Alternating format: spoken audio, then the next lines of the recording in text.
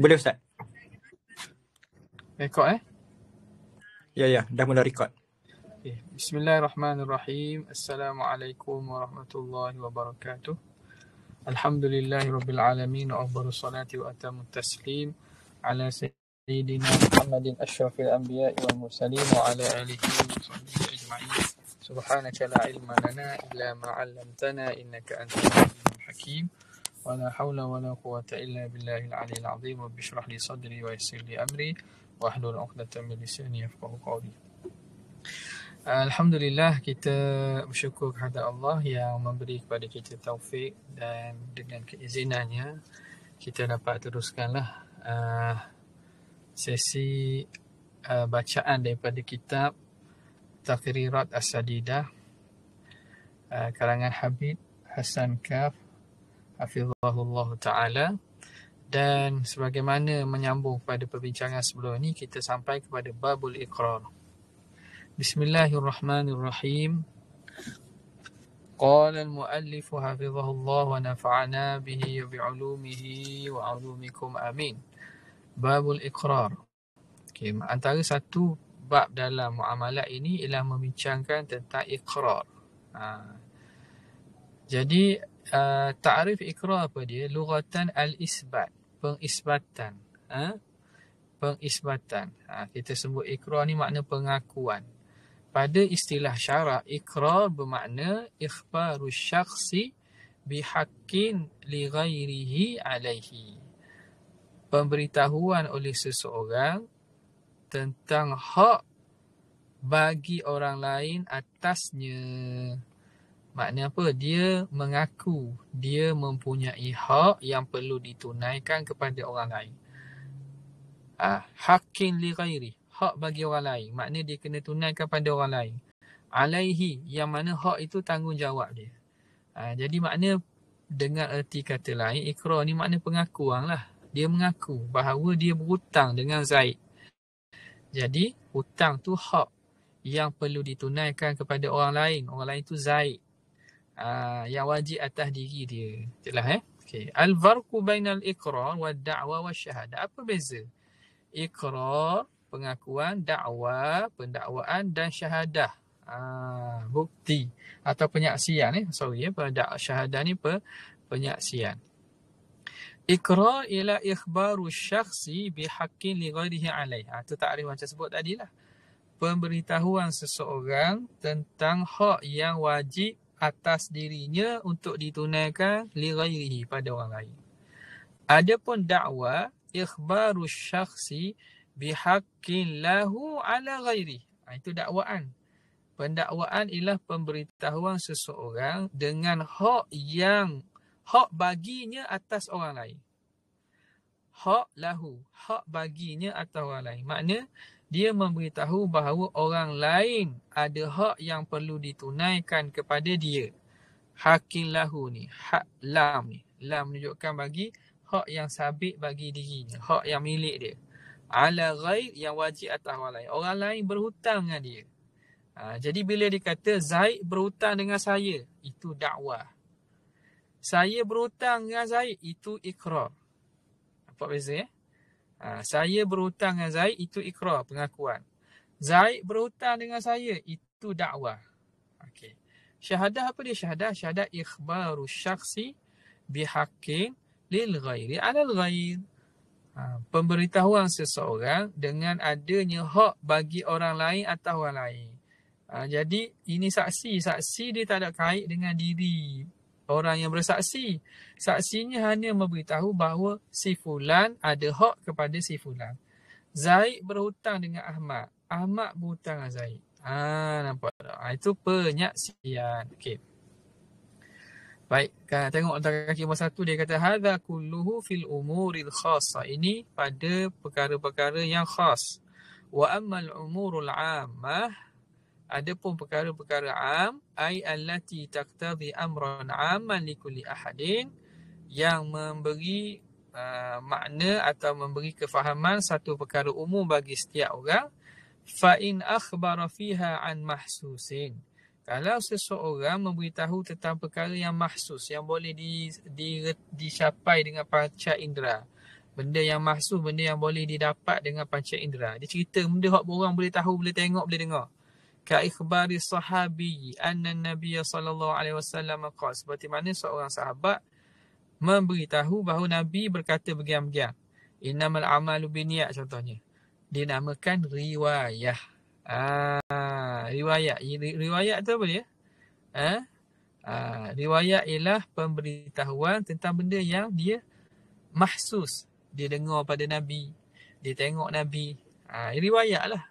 Kalau contoh kes dalam kes ni, makna sahabat tengok, mana sahabat meriwayatkan, itu riwayat.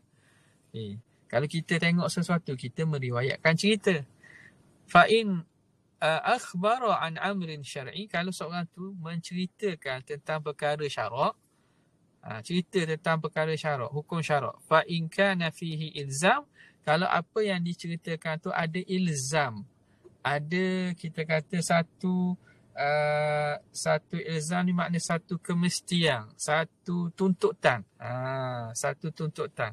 Maka kita nama hukmun. Hukum. Tuntutan ni makna umum lah, bukan tuntut mesti wajib dengan sunat saja. Tuntut ilzam makna ada satu fihi kulfah lah kita kata. Sebab dia merujuk kepada tu. Tolak secara dengan makna umum, termasuk dalam tu ibahah. Maka orang panggil hukum. Contoh kita tanya Tok Peti tentang satu perkara. Mufti memberitahu satu perkara. Perkara tu yang ada kait dengan tuntutan, sama ada tinggal ke suruh atau beri pilihan, maka dipanggil hukum. Wa illa fa fatwa. Baik, sorry. Beza sikit sini ya. Jadi pengarang dia buat beza sikit ni. Buat saya beritahu, andai kata pada perkara yang diberitahu tersebut ada ilzam kemestian, fa hukmun, maka dikira hukum. Ini kepada qadhi makna orang yang ada hak untuk mengeluarkan hukum yang berbentuk ilzam, kemestian. Kemestian. Jadi hukum yang keluar daripada pihak yang ada kuasa mengilzamkan, memestikan, kita namakan hukum. Yang ni biasa keluar daripada qadhi, hakim. Sebab hukum syarak yang keluar pada mereka wajib dipatuhi oleh orang yang dengar tu lah, yang dihadapkan hukuman tu. Wa illa fa fatwa. Kalau tidak dipanggil fatwa sahaja. Kalau contoh mufti, orang tanya pasal hukum, ataupun orang alim tanya pasal hukum. Jadi pemberitahuan mufti pasal hukum itu nama fatwa. Jadi fatwa dari segi kekuatan ni tak ada ilzam. Maknanya seseorang itu tidak ada dikenakan pada pihak syarak ini, pihak siasah syariah ni tekanan untuk buat. Sebab dia tak ada ilzam pada fatwa ni. Maknanya orang tu nak ikut, boleh ikut. Kalau tak mau ikut pun, dia dengan Tuhan lah. Kalau benda itu benda halal haram ke, dia tak mau ikut. Jadi fatwa dia beritahu dah. Tugas mufti selesai, dia telah memberitahu syara'illah, hukum syarak. Tiba-tiba orang tak mau ikut. Jadi tak lewat apa lah. Tapi kalau itu datang daripada hukum, pihak mahkamah contoh, qadhi atau hakim, maka itu ada satu ilzam, kemestian. Jadi kalau orang tu tak ikut hukum tu, maka mereka boleh dikenakan tindakan, boleh penjara, boleh kena hukuman dan seumpamanya. Okey, jelas Baik. Al-aslu fihi asal bermakna dalil. Qauluhu ta'ala, dalil pada masalah ikrar ni, Allah Ta'ala sebut kunu qawwamina bil qisti syuhada'a lillahi walau ala anfusikum. Jadilah kamu qawwamina bil qist, orang yang sungguh-sungguh menegakkan keadilan. Syuhada'a lillah, saksi-saksi kerana Allah, saksi-saksi terhadap Allah Subhanahu Wa Ta'ala, kerana Allah. Menjadi saksi kerana Allah walau ala anfusikum, walaupun atas diri kamu. Makna hendaklah menegakkan keadilan walaupun atas diri kamu. Ini merujuk pada ikrar lah, kerana ikrar tu ialah pengakuan atas diri sendiri. Wa fil hadis, ada disebut dalam hadis, ughdu ya Unais. Nabi suruh sahabat ni nama Unais. Ughdu ya Unais, pergi wahai Unais, ila mraati hadha, kepada isteri si fulan ini, fasalha in i'tarafat farjumha. Tanya dia, kalau dia mengaku dia berzina, farjumha, rejam dia. Fadhahaba ilaiha. Lalu Unais ni pergi kepada perempuan ni. Perempuan ni dia mengaku zina kan dia. Jadi Nabi tanya, dia ada tuduhan zina, maka Nabi suruh Unais tanya, kalau perempuan ni ini i'tarafat, dia mengaku. Farjumha, rejamkan dia. Fadhahaba ilaiha, maka Unais pergi pada perempuan ni. Fa'tarafat, dia mengaku. Farajamaha, lalu direjam, dikenakan hukuman rejam. Okey. Jadi apa yang berlaku ni ialah penyaksian perempuan atas diri dia. Dia panggil ikrar lah sebab dia mengaku atas perbuatan zina yang berlaku pada diri dia. Baik. Kemudian arkanul ikrar arba'atun. Rukun ikrar ni ada 4. Pertamanya mukir, pengaku. Muqarrun lahu, orang yang diakui kepadanya. Pihak yang kita akui padanya tu, yang akan dapat manfaat itu. Muqarrun bihi, perkara yang diikrarkan dengannya. Yang keempat, sirah. Kita ambil tengok dalam surah dia. Suratul Iqrar. Surah rupa ikrar ni fiddain. Kalau contoh dalam hutang, ayyakula Zaidun. Seperti Zaid kata, alayya li amrin alfu dinar. Atas aku bagi Umar, bagi Amrin. Atas aku bagi Amar 1,000 dinar. Makna aku berhutang bagi Amar 1,000 dinar. Ingat aku tu. Au fi zimmati li Amrin 1,000 dinar. Dalam tanggunganku bagi si Amar 1,000 dinar. Sama juga. Fi zimmati, atas dalam tanggunganku. Makna aku menanggung tanggungan 1,000 dinar untuk dibayar pada Amar. Wa fil ain, kalau ikrar berkaitan barang. Tak dihutang kan? Kalau melibatkan ain barang, ayakulla Zaidun hadha thawbu li Amrin. Ini pakaian ini ialah milik Amar. Au indi thawbun li Amrin. Ataupun dia kata ada bersamaku pakaian milik Amar. Itu dinamakan pengakuan.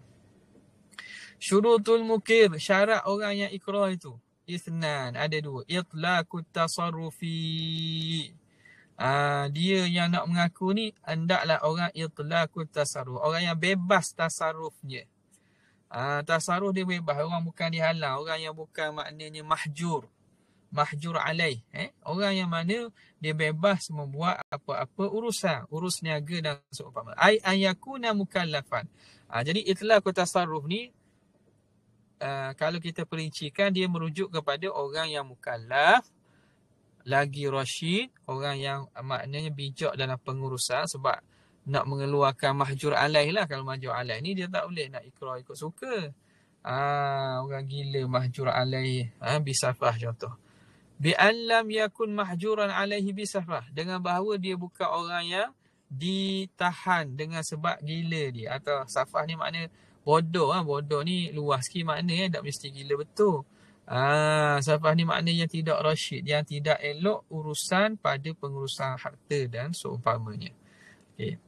Yushtaratu rushdu, disyaratkan ada ar-rushdu. Ni rasyid ni. Ada kebijaksanaan ni, orang itu mesti rasyid. Orang yang ada kebijaksanaan ni, idza kana al-iqraru bimalin. Kalau ikrar itu melibatkan harta. Melibatkan harta. Tengok nota kaki. Amma fi ghairil mal, adapun pada selain harta, fala yushtaratu rushdu, tidak disyaratkan ar-rushdu.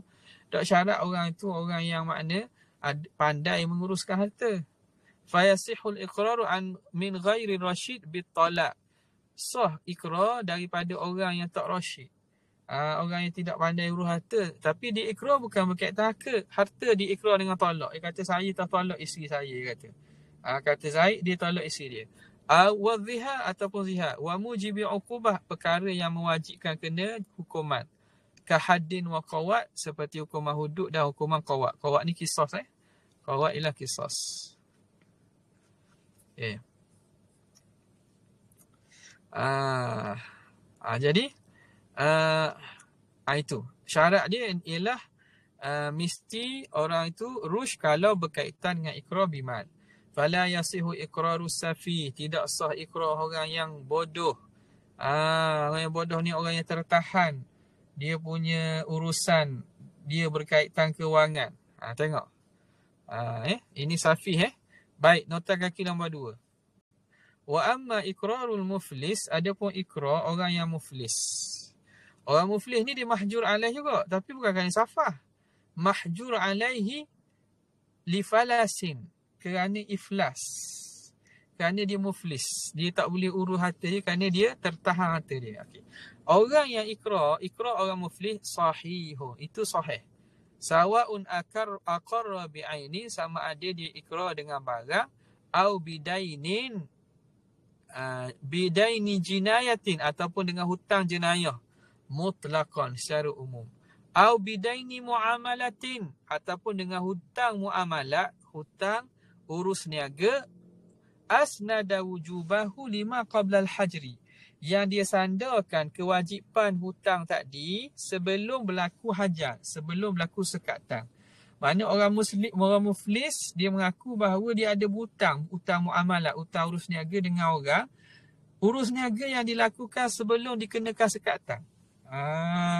Sebab kalau ikut dia lepas sekatan, dia tak sah tasarruf dia. Jadi kalau pengakuan dia hanya sah diterima pengakuan melibatkan hutang muamalat urus niaga yang disandarkan pada sebelum berlaku sekatan hajar iflas tadi. Okay. Wa iqraruhu bitasarrufi, dan ikrar orang muflis dengan tasarruf, menguruskan fi a'yani malihi, pada ain zat diri barang hartanya, la yasihhu. Sebab apa? Sebab dia kena tahan. Dia mengaku untuk dia nak buat pengakuan tasarruf. Dia telah membuat satu transaksi atau satu urus niaga pada barang harta miliknya. Ini tak sah. Li'adami sihhati tasarrufihi fiha, kerana tidak sah tasarruf. Dia nak tasarruf, dia nak buat urus niaga atau nak buat apa-apa urusan pada hartanya, kerana harta dia tertahan. Orang muflis ni dia tak boleh nak urus harta dia. Tak boleh nak urus. Jadi dia ngaku dia ada barang-barang rumah dia ke kereta dia ni. A'yan dia tu. Dia jual atau benda tu, itu tidak boleh pakai. Dia kena, Tok Qadi kena selesaikan, cari ada inun, orang-orang hak hutang dia, barulah kita langsaikan macam mana nak kira hutang dia. Faham Habis itu. Kemudian kata pengarang, fala yasihu iqrarus safih bidainin. Orang yang safih, dia mengaku ada hutang, tidak boleh pakai. Sebab apa? Sebab dia safih, urusan dia tak boleh. Dia tak boleh nak buat muamalat, tiba-tiba mengaku. Maknanya muamalat tu andai kata berlaku daripada awal, tidak sah lagi. Au itlafi malin, ataupun merosakkan harta, au nahwi dhalik, atau seumpamanya. Nota kaki nombor 3, tengok. Merosakkan harta. Tengok nombor 3, dia kata sawa'un asnada wujubahu ila ma qabla al-hajri, sama ada dia sandarkan kewajipan dia membayar balik harta yang musnah itu, ila ma qabla al-hajri, sandarkan kepada sebelum berlaku sekatan atasnya, au ba'dahu, atau selepasnya, tidak dikira. Fala yalzamuhu zalika, maka tidak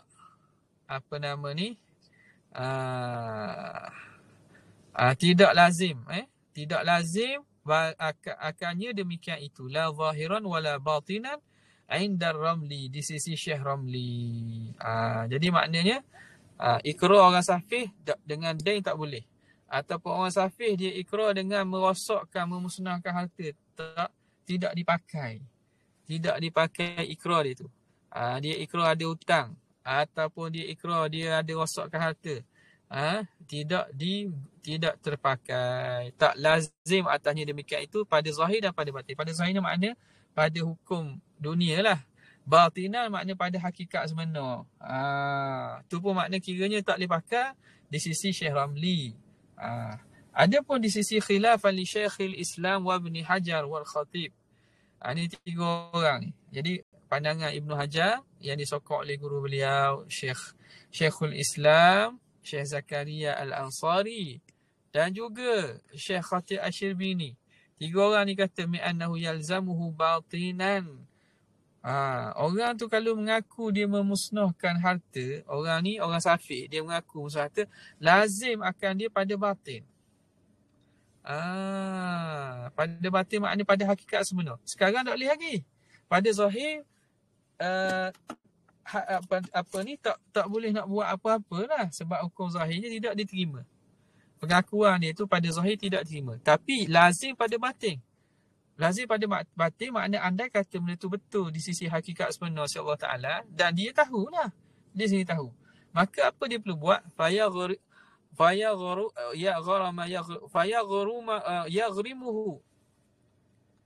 Fayaghrimuhu lil muqarri lahu ba'da fakkil hajri alaihi.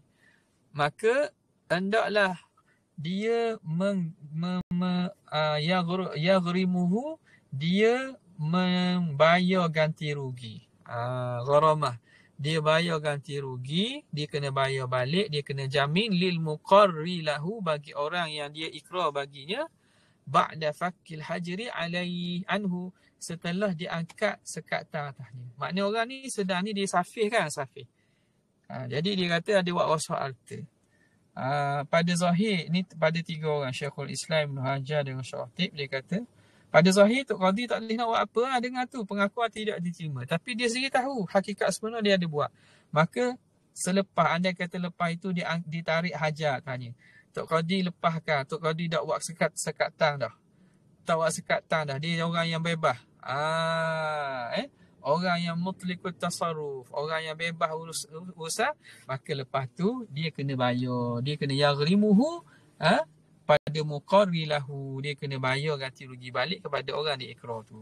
Nampak au nahwi zalika, atau seumpamanya lah, itlafi malin ataupun seumpamanya.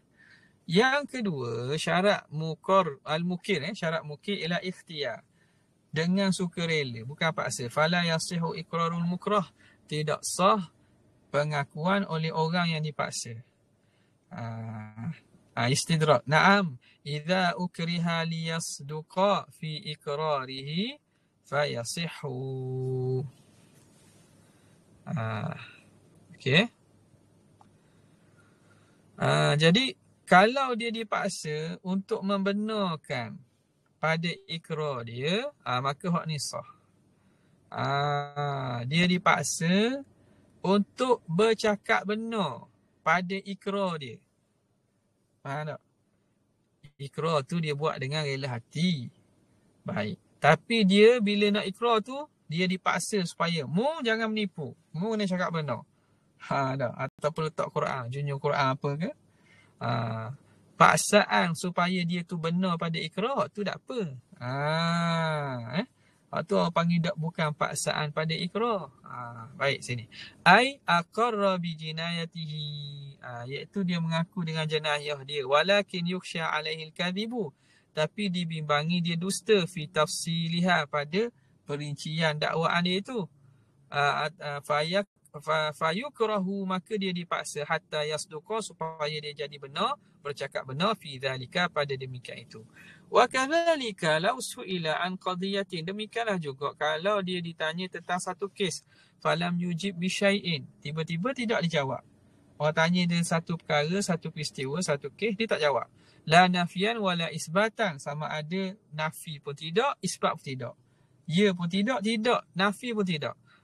Faduriba hina idzin, maka dia dipukul ketika itu, liyatakallama bisidqi, supaya dia berkata-kata benar. Tu tak apa. Tu tidak dipanggil paksaan tu. Bukan dipaksa mengaku, tapi bila dah mengaku, terpaksa dia kena jawab. Jadi dia tak mau jawab, tu paksa tu tak apa. Nampak Baik, kemudian kata musannif, kama qala sahibu safwati zubat, wa inna ma yasihu ma' taklifi fa'an walau fi maradin makhufi wa rushdi iqraruhu bil mali wa sahha al-istisna'u bittisali. Hanya sah berserta dengan taklif mukallaf lah, tau'an dengan rela hati, dengan ikhtiar, dengan rela hati, bukan paksa. Walau fi maradin, walaupun ketika sakit yang dibimbangi mati. Warushdi, dan syaratnya kena rasyid lah. Idh iqraruhu bima, jika pengakuannya berkaitan dengan harta. Wasahal istisna' bitisah, ni masalah istisna' dengan itisah pula lah. Okay, yang seterusnya syurutul muqarri lahu, syarat orang yang diikrar bagi pihaknya, pihak beneficial yang dapat benefit daripada ikrar tu. Salah satu, ada 3. Kaunuhu muayyanan, orang yang kita nak ikrar, kita nak ngaku tu mesti pihak yang tertentu. Naw'at ta'yin. Muta'ayyanan naw'at ta'yin. Yang tertentu. Secara jenis tertentulah. Kadang-kadang yang bukan makna tertentu mesti secara tafsir, tapi makna ada penentuan. Tak boleh kita kata, saya ada hutang dengan orang ramai. Oh, dah hutang ramai. Hutang dengan siapa? Nampak tak? Nampak tak? You kena, saya ada hutang dengan rakyat negeri ni. Dah hutang apa? Takkanlah setiap orang berhutang. Jadi kena muayyan, naw'at ta'yin, sebagai jenis ta'yin. Bihaisu yutawaqqa'u minhu da'wa wa talab, sekira-kira diandaikan, yutawaqqa'u, dijangka daripadanya ada dakwaan dan permohonan. Sekira-kira makna benda hak kita nak ngaku tu, pihak sana dia akan buat dakwaan ataupun dia akan tuntut. Itulah. Bukan macam ini, saya ada hutang rakyat sekaliannya, dah tak ada nak tutup. Siapa nak tutup contohnya? Tak ada pihak tertentu. Yang kedua, an yakuna ahlan listihqaqil muqarri bihi. Pihak yang kita nak mengaku tu, dia tu layak, ahli untuk berhaknya al-muqarri bihi, berhak untuk dapat muqarri bihi, benda yang kita nak ikrar baginya tu. Walisihati isnadihi ilaih, dan sah kita nak sandarkan kepada dia ni. Contoh dia kata, tengok ni. Falau qala, kalau seorang tu kata, lihadhihi dabati alayya kadha. Bagi binatang tunggangan aku ini, wajib atas aku begian. Dia mengaku bahawa dia ada kewajipan ke atas binatang ni yang perlu dia tunaikan. Jadi ikrar tak tu? Tu dak. Bukan muqarr lahu, tu dak kena ni. Lam yasih, tidak sah, li'annaha laysat ahlan lidhalik. Kerana ni dabah ni, binatang tunggangan ni bukan ahli yang layak untuk apa nama ni, untuk didapat benefit pada tu. Binatang mana dia ada hak apa-apa ya. Salah seseorang, kejam seorang, zalim seorang tu, dia jawab dengan Tuhan lah. Nampak. Yang ketiga, adamu takdzibihi lil mukir. Orang yang diikrar bagi pihaknya itu, dia tidak mendustakan mukir, tak mendustakan pihak yang mengaku, pihak mengaku. Dia kata, saya ada hutang dengan Zaid. Saya kata, dia tak hutang dengan saya. Kalau kita ikrar tak jadi. Kita kata, saya ada hutang dengan Zaid. Zaid kata, tak ada. Dia tak ada hutang dengan saya. Tak ada lah. Tak ada, ikrar tu tak pakai. Syaratnya, jangan dia mendustakan mukir. Seterusnya, syurutul muqarri bihi, syarat perkara yang nak diikrar tu, isnad. Benda yang nak diikrar ialah dua perkara. Alla yakuna milkan lil mukir, bukan perkara itu milik mukir hina ikrar, ketika dia ikrar. Kalau milik dia nak ikrar ke orang lain, benda milik dia. Jangan perkara yang nak ikrar tu milik mukir, milik yang mengaku ketika berlaku ikrar. Contoh dia kata dengan nota kaki nombor 2. Falau qala dari li amrin, rumah aku ini milik Amar. Falaghun, hukumnya larah. Kenapa?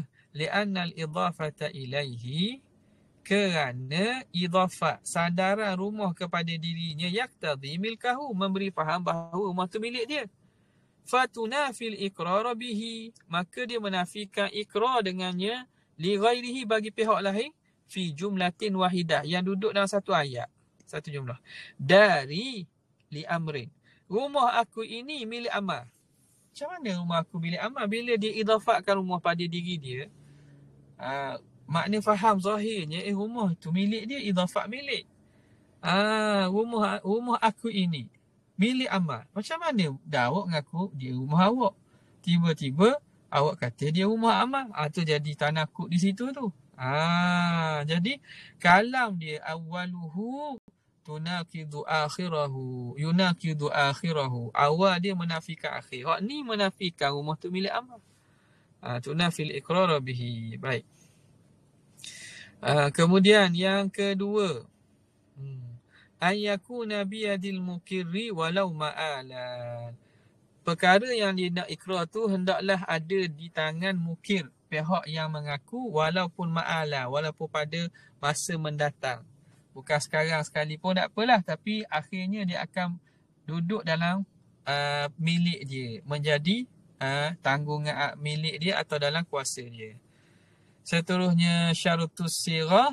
Syarat sirah ialah lafzun yush'iru bil ilzam. Lafaz yang memberi pengertian, memberi makna ilzam.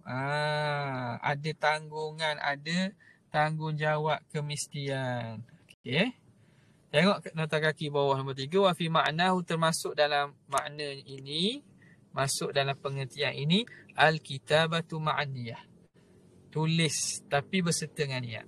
Tak mesti dengan lafaz lah. Dia kata lafaz kan, lafaz ni si bertutur.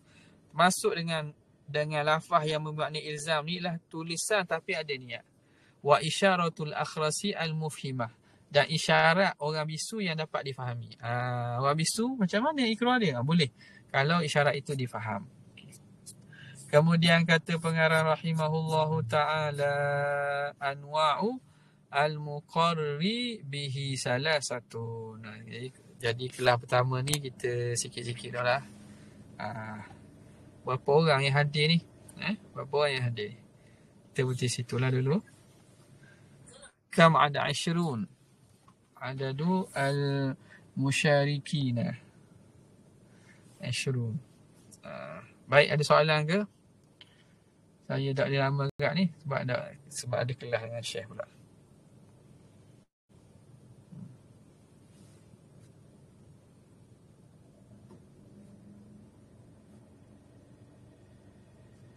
Tak ada ke? Siapa tadi? Muhaimin kan? Ya Ustaz. Azri dah tanya apa kah? Tadi ada yang raise hand tadi. Lepas tu saya tak nampak sebab bila saya share screen ni, saya buka screen saya tak nampak lah tu. Kalau ada sila-sila. Nak tanya apa tu? Hello, Assalamualaikum Ustaz. Waalaikumsalam warahmatullahi. Contoh katakan kalau dia mengaku yang dia ada hutang Sobi Mumayyiz, dikira sah ke ikrar tu Ustaz? Macam mana? Ni dia kata macam budak kecil tu dia ada hutang dengan orang yang mengaku tu.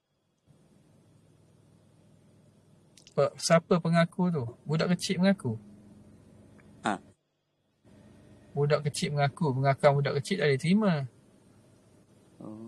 Syaratnya mukallaf kan?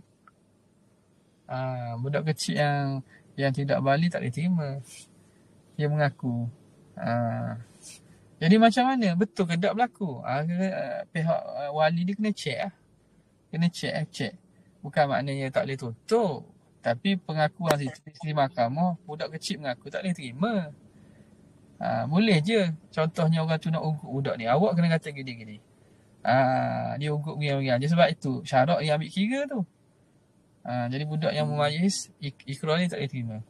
Betul ke tak berlaku? Kena guna sumber-sumber lain, qarinah-qarinah lain. Okay. Terima kasih. Sama-sama. Ni daripada mana semua ni? Semua yang Jordan Melaka ke? Ada nampak Ustaz Amizi ada tu? Ni Malaysia Hotline saya dah pasti ni. Kebanyakannya dari Jordan Ustaz. Tak ada apa dah Boleh kot Boleh insyaAllah. Dia sekadar itulah untuk hari ni. Wabillahi taufiq hidayah. Assalamualaikum warahmatullahi wabarakatuh.